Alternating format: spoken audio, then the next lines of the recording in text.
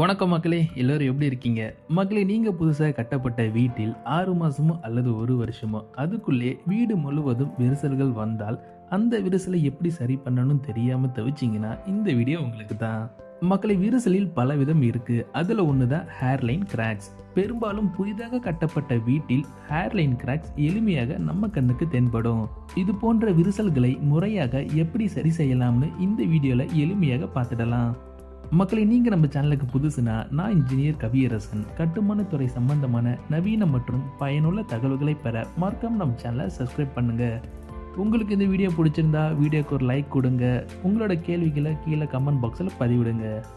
மக்களை, முதலில் சுவற்றில் எங்கே விரிசல் வந்திருக்கோ அந்த இடத்தில் கட்டிங் மிஷின் பயன்படுத்தி விரிசல் போன போக்கில் குரூ கட்டிங் செய்து அதன் பின் ஈரமான பிரஷை பயன்படுத்தி கட்டிங் செய்த இடத்தை முழுமையாக சுத்தம் செய்ய வேண்டும்.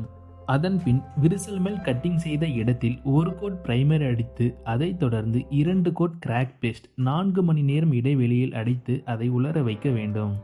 அதன் பின் 180 கிரேட் சாண்ட் பேப்பர் உப்பு பட்டையை பயன்படுத்தி அதிகப்படியான கிராக் பேஸ்ட் மேல்புறம் மேல் தேய்த்து அதன் மேல் பட்டி பார்க்க வேண்டும். பட்டியை ஓரிரவுக்கு உலர வைக்க வேண்டும். மக்களை, ஒருவேளை இந்த இடைவெளியில் விரிசல்கள் மறுபடியும் வந்தால் திரும்பவும் குரூ கட்டிங் செய்து இந்த முறை ஹெவி கிராக் பேஸ்ட் பயன்படுத்தி விரிசல்களை நிரப்ப வேண்டும்.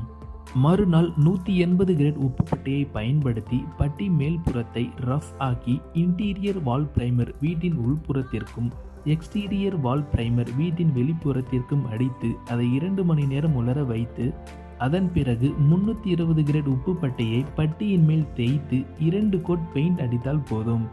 விரிசலுக்கு நல்ல தீர்வு கிடைத்துவிடும்.